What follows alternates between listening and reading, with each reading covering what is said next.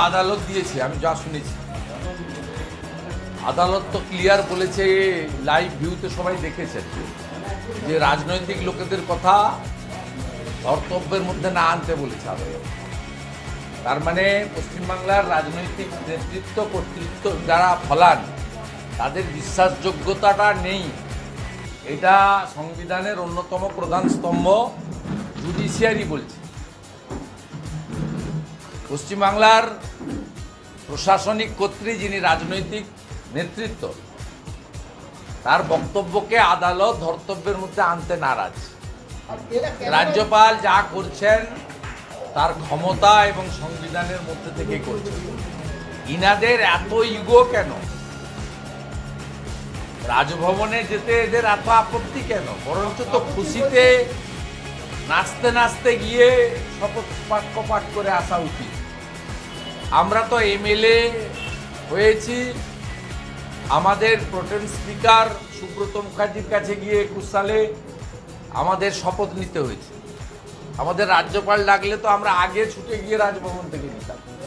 তাহলে মুখ্যমন্ত্রী কেন রাজ্যপালের অ্যাপয়েন্টমেন্ট যিনি করেন রাষ্ট্রপতি মহোদয়ের কাছে এই রাজ্যপালকে প্রত্যাহার করার জন্য লিখছেন না? তারা মুখ্যমন্ত্রী কেন তিনি দেশের প্রধানমন্ত্রীকে লিখছেন না যে পশ্চিমবঙ্গের রাজ্যপালকে অবিলম্বে প্রত্যাহার করা উচিত? তার রাজভবনে যেতে ভয় পাচ্ছে। অন্যরা তো ভয় পায় না, তৃণমূলের এত ভয় কেন? তাই না পড়লে বিড়াল গাছে। ওটা হচ্ছে আঙ্গুর ফল টক। কাল সারাদিন ধরে লোকের চোখের জল দেখিয়েছে। মমতা ব্যানার্জি ভীত, আতঙ্কিত, সন্ত্রস্ত হয়েছেন।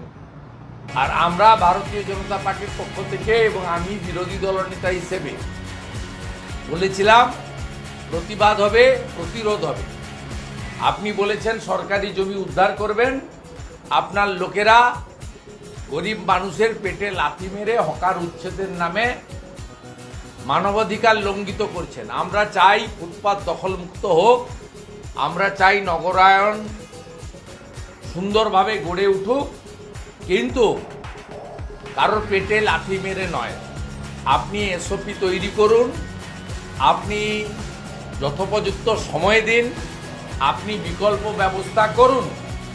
আপনি বারে বারে বলেন যে আমি 1.5 কোটি চাকরি দিয়েছি, তালিকা চাইলে দিতে পারেন না। আপনি 200% কাজ করেছেন, ভর্তি কাজ করেছেন বলেন আমার সময়। তা আপনি সব হকারকে একটা করে চাকরি দিয়ে দেন, তারপরে তুলে দেন না। আমরা তো হকার জবরদখলের কথা বলছি না। বিজেপি বলছে পেটে লাথি মারবেন না।